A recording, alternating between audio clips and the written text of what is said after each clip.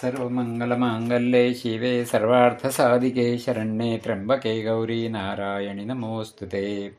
सृष्टिस्थितिविनाशानां शक्तिभूते सनातनी गुणश्रये गुणमये नारायणि नमोऽस्तु ते। शरणागतदीनार्तपरित्राणपरायणे सर्वस्यार्तिहरे देवि नारायणि नमोऽस्तु ते। लक्ष्मीप्रदानसमये नवविद्रुमाभां विद्याप्रदानसमये शरदिन्दुशुभ्रां विद्वेषिवर्गनिलये पीतमालनीलां देवी त्रिलोकजननीं शरणं प्रपद्ये।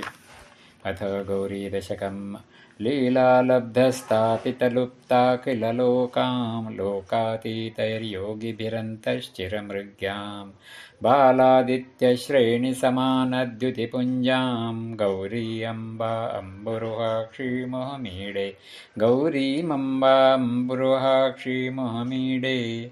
प्रत्याहारध्यानसमाधिस्थितिभाजां नित्यं चित्ते निर्वृतिकाष्ठां कलयन्तीं सत्यज्ञानानन्दमयीं तां तनुरूपां गौरी अम्बा अम्बुरुहाक्षी मोहमीडे गौरीमम्बा अम्बुरुहाक्षी मोहमीडे।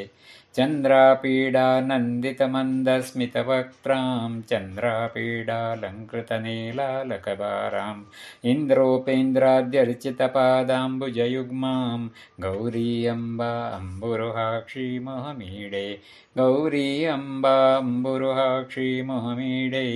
आदिक्षान्तामक्षरमूर्त्या विलसन्तीं भूते भूते भूतकदम्बप्रसवित्रीं शब्दब्रह्मानन्दमयीं तां तटिदाभां गौरी अम्बा अम्बुरुहाक्षी मोहमीडे गौरी अम्बा अम्बुरुहाक्षी मोहमीडे।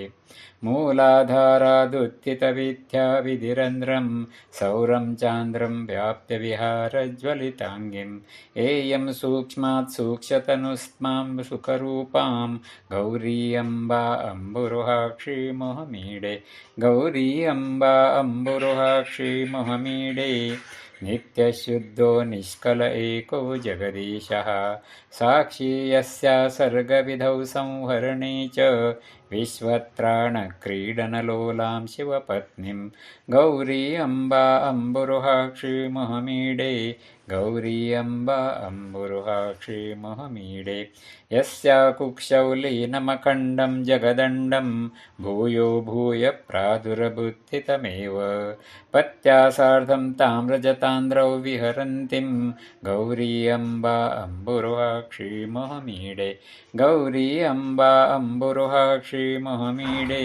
यस्यामोतं प्रोतमशेषं मणिमाला सूत्रे यद्वत् कापि चरं चाप्यचरं च तामध्यात्मज्ञानपदव्यागमनीयां गौरी अम्बा अम्बुरुहाक्षी मोहमीडे गौरी अम्बा अम्बुरुहाक्षी मोहमीडे। नानाकारैः शक्तिकदम्बैर्भुवनानि व्याप्य स्वैरं क्रीडति येयं स्वयमेका कल्याणीं तां कल्पलतामानतिभाजां गौरी अम्बा अम्बुरुहाक्षी मोहमीडे गौरी अम्बा अम्बुरुहाक्षी मोहमीडे। आशापाशक्लेशविनाशं विदधानां पादाम्भोजध्यानपराणां पुरुषाणाम् ईशामीशार्धाङ्गहरां ताम् अभिरामां गौरी अम्बा अम्बुरुहाक्षी मोहमीडे गौरी अम्बा अम्बुरुहाक्षी मोहमीडे। प्रातःकाले भावविशुद्धः प्रणिधानात् भक्त्या नित्यं जल्पति गौरी दशकं यः वाचां सिद्धिं सम्पदमग्र्यां शिवभक्तिं तस्यावश्यं पर्वतपुत्री विदधाति तस्यावश्यं पर्वतपुत्री विदधाति। इति श्रीमत्परमहंसपरिव्राजकाचार्यस्य श्रीगोविन्दभगवत्पूज्यपादशिष्यस्य श्रीमच्छङ्करभगवतः कृतौ गौरीदशकम्।